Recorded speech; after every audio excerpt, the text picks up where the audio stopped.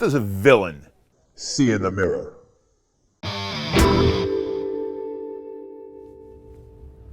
When thinking about the nature of phony psychics, have I mentioned that's redundant? I often can't quite help myself from speculating about their mindset. It's hard not to wonder about what's going on in the minds of fortune tellers, spoon benders, talk to the dead mediums, or the endless glut of television psychic ambulance chasers who latch themselves on to any missing or dead body in desperate hopes of securing a few morbid moments of camera time. For those of us who believe that most, if not all, of these lowly character types are fakes and frauds, it's easy to imagine, if not insist, that such apparent moral outlaws can't possibly escape seeing themselves as villains, and must recognize, if not even embrace, the role. But this is in fact unlikely, and the truth, like most human behavior, is more complicated. In order to think about this, we first need to distinguish between self-styled psychics, who must by definition be deliberate, self-aware frauds, and those who might not always be so. If you're a spoon bender, for example, you know you're doing sleight of hand. You have to manipulate the silverware and engage in other deliberate deceits from the magician's bag of tricks in order to pull off the illusion, and it's plainly impossible to deceive yourself into not knowing that you're doing such things. But while the majority of psychic types are probably engaging in some kind of deliberate deception, once you eliminate the elements of physical manipulation or the obtaining of secret information by subterfuge for, say, use in a psychic reading, there remains a broad spectrum of behavior and thinking that makes it difficult to be certain about the inner workings of another person's mind, no matter what we may think of their behavior. While most storefront psychics are indeed ruthless con artists, ever at the ready to rob someone of their life savings in the guise of removing a curse or resolving a problem of the heart, there are also some psychics who genuinely believe they possess some kind of gift. And all psychic practitioners, even the most cynical of them, are helped along in this belief by the self-selecting group of believers who present them with a steady flow of positive and confirming feedback.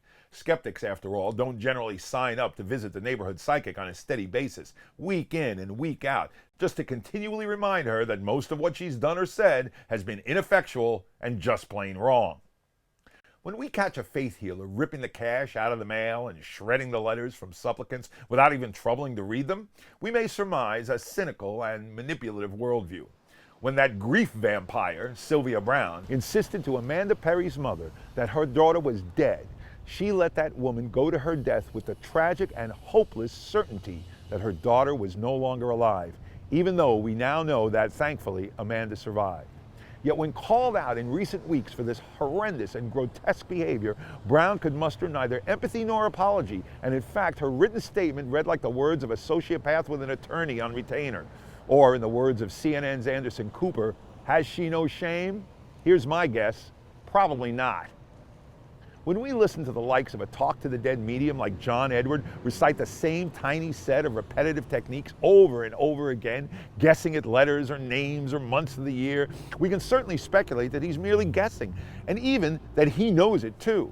Why is it, after all, if you had the power to cross the void between life and death, that the connection then gets reduced to a bad game of charades? Why is it that once you're dead you can still talk, but you can't quite remember your name?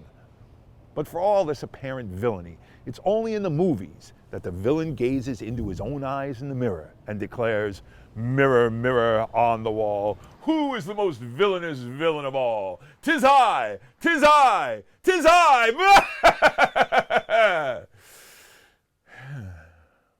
Because nobody looks in the mirror and ever sees a villain.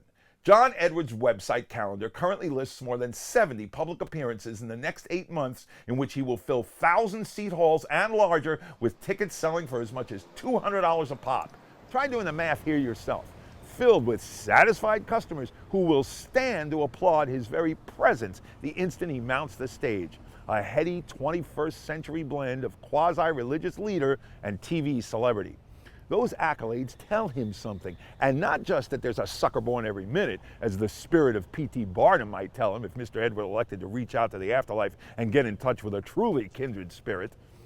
They also tell him what he tells himself, that he's helping people, that he's doing good in the world. And so it is quite possible, even perhaps likely, that he might well even admit to himself the occasional or more than occasional dalliance and deception, all the while excusing it in the name of the greater good he tells himself he is providing.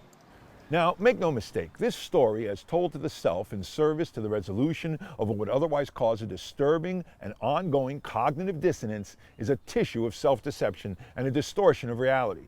Talk to the Dead mediums claim to help people, but in fact do the opposite. They entrap people in their grief, encouraging victims to remain obsessed with death, rather than help release them to move forward and return to embracing the future and life itself. Talk to the Dead mediums are among the world's most vicious emotional predators who distort the purity of our memories and the genuine truths of relationships we've had with loved ones who have lived and eventually died.